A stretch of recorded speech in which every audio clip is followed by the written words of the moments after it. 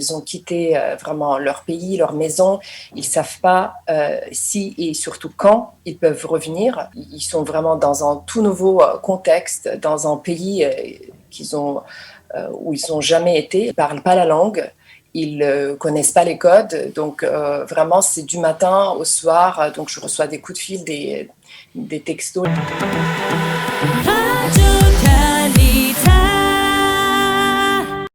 Des centaines de milliers de réfugiés ukrainiens affluent vers l'Europe.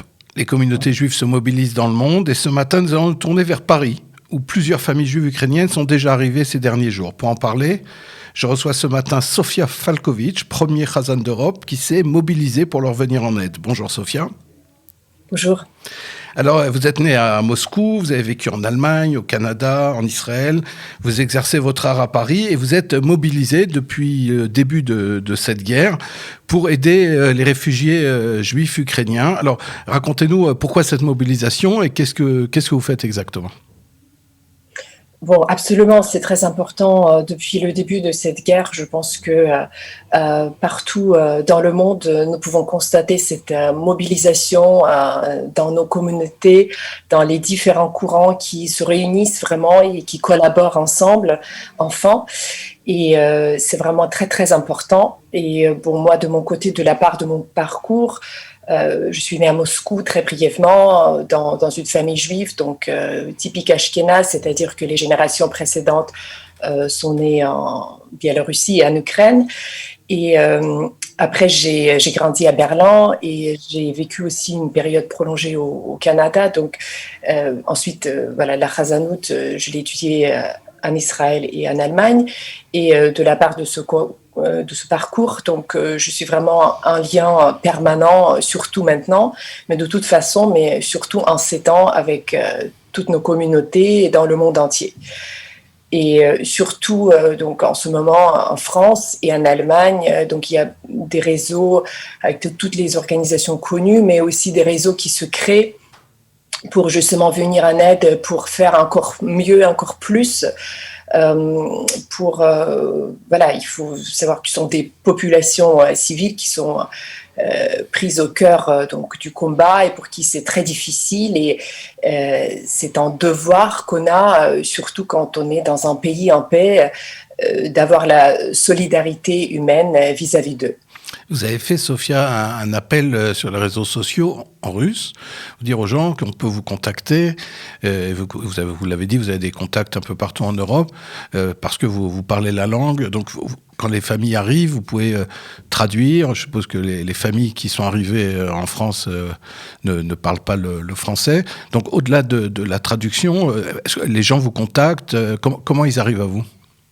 Oui, absolument. En ce moment, je donne vraiment volontiers mon portable pour que les gens, les familles puissent m'écrire directement, puisque le russe, c'est dans leur cas, c'est leur langue maternelle, comme la mienne. En tout cas, c'est une de mes langues maternelles. Et donc, c'est plus facile pour eux, évidemment, de s'adresser à quelqu'un qui parle leur langue. Et ensuite, donc, je les guide vraiment du point, parce que pour chaque famille, c'est un peu un cas particulier quand même. Donc, on a un système, comment les faire sortir du pays, comment aller dans les différents pays possibles, dépendamment de leur situation. Et donc, je les guide vraiment du début jusqu'à leur arrivée en France ou en Allemagne. Et ensuite, je fais aussi le suivi. Donc, parce que les lois, elles changent, elles évoluent tout le temps. Donc, il faut savoir dans quelle situation on peut faire, qu'est-ce qu'on peut faire. Quel est le profil des familles qui quittent l'Ukraine, avec lesquelles vous êtes en contact ? Est-ce qu'on sait que les hommes ukrainiens n'avaient pas le droit de sortir parce qu'ils doivent défendre leur pays ? Est-ce que vous avez vu arriver justement des femmes, des enfants ou des familles au complet ? Alors oui, en fait, beaucoup de familles viennent quand même presque au complet. Il y a toutes sortes de combinaisons possibles. Donc, c'est-à-dire que les gens, ils décident vraiment comme ils peuvent faire dans leur situation. Il y a des familles complètes ou presque. Il y a des femmes qui arrivent avec des enfants et donc qui sont logés à Paris, qui sont tout de suite prises en charge avec tous les services qu'on essaie vraiment. Je dois dire que toute la communauté juive est mobilisée. Il y a beaucoup de bénévoles sur place qui travaillent jour et nuit pour faire au mieux, pour aider avec tous leurs besoins au quotidien. Vous l'avez dit au début, vous exercez dans les communautés libérales. Vous avez le sentiment justement que autour de cette question de l'aide aux réfugiés juifs ukrainiens, il n'y a plus de barrière entre les différentes communautés juives en France. Oui, absolument. Donc, comme je disais au début, il y a vraiment cette collaboration, cette mobilisation, enfin, de tous les courants. Tout le monde s'entraide et c'est vraiment quelque chose de magnifique à voir et j'espère que ça va rester comme ça.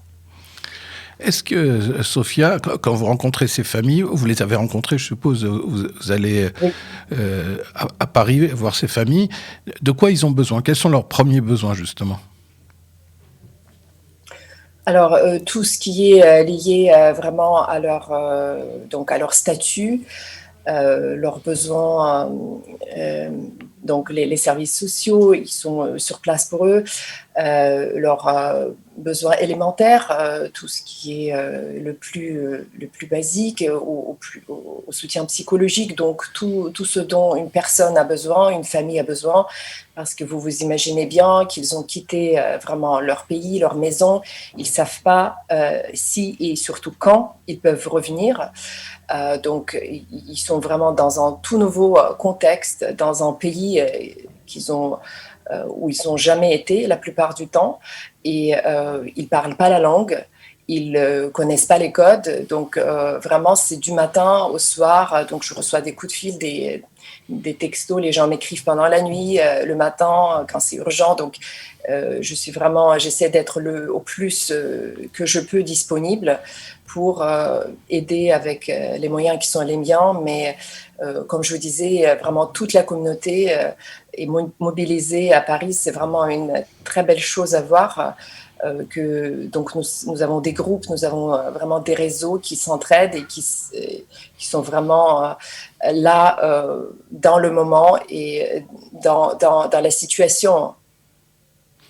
Est-ce que, Sophia, vous avez l'impression, disons, je vais reformuler autrement la question, est-ce que ça vous rappelle, est-ce que ça vous évoque plutôt la période de la guerre, de devoir accueillir des réfugiés, des choses qu'on n'a pas connues à notre génération, mais quand on voit ces images de réfugiés qui arrivent avec une ou deux valises, des réfugiés juifs, et on n'a pas vu ça depuis la Seconde Guerre mondiale, est-ce que c'est dans votre esprit?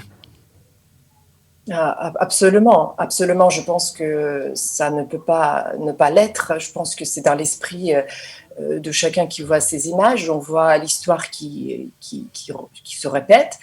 On connaît ce que ça a été dans le passé. On connaît l'histoire de la Russie. On connaît l'histoire. Donc, il faut dire aussi que pour la population russe, qui est prise vraiment en otage de la situation, qui ne peut pas sortir, donc ils ne peuvent pas quitter le pays physiquement, ils ne peuvent pas partir du territoire et ils n'ont pas un accès complet aux informations non plus parce qu'ils sont coupés de la plupart des informations officielles. Les dernières chaînes indépendantes ont été fermées. Ils ont peur tout simplement de s'exprimer. Ils ne peuvent pas s'exprimer librement, de manifester comme il y a certains qui disent pourquoi ils ne manifestent pas plus. Bien sûr qu'ils manifestent, mais c'est sous peine de représailles et des risques énormes qu'ils courent pour leur vie et les vies de leurs enfants. J'aimerais juste mettre ça en évidence parce que, moi, je sais ce que c'est. Ce que c'était le régime soviétique, parce que j'étais née aussi, en fait, juste à la fin de la chute du RSS. Oui.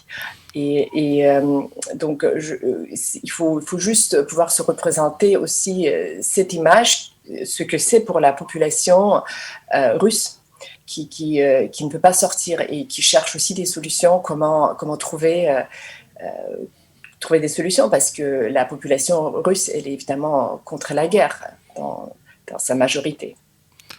Vous êtes en contact donc avec des Ukrainiens, mais donc aussi avec des gens en Russie. Vous arrivez à garder le contact avec des familles juives en Russie. Vous avez encore vous avez de la famille peut-être encore en Russie ou en Ukraine?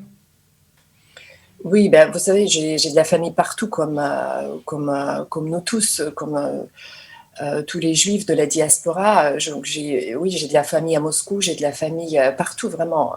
Donc c'est très difficile et je parle vraiment chaque jour j'essaie de parler avec tout le monde. En tout cas, de façon permanente, je suis en lien et j'écoute donc tout ce qui se passe à Berlin aussi. Vraiment, en ce moment, Berlin ne peut plus. Donc, officiellement, Berlin a atteint leur quota. Ils ne peuvent plus recevoir de réfugiés. Donc, je reçois les images donc en temps réel et les nouvelles donc des personnes réelles sur place. Donc les dernières informations, j'ai vu ce qui se passe sur le Hauptbahnhof à Berlin, donc dans la gare centrale. Ce sont des réfugiés ukrainiens qui sont vraiment sur place, dans le froid, sans nourriture. Ils sont en masse arrivés dans cette gare et donc ils ont pas le soutien qu'ils nécessiteraient de recevoir. Donc c'est vraiment, oui, c'est très effrayant. Bien, Sofia Falkovitch, merci de ce témoignage. On espère pouvoir vous retrouver pour parler de Khazanout quand les choses seront plus calmes sur le front russo-ukrainien. Merci, Sofia. Avec un grand plaisir et oui, ça me fait plaisir vraiment que toute la communauté se mobilise dans le monde entier, surtout ici en France. Et vraiment, donc, on garde l'espoir et on fait tout pour tout de notre possible. Et on croit dans la paix, dans la possibilité qu'il y a des accords qui peuvent se faire dans un futur proche. Merci. On le souhaite tous. Merci.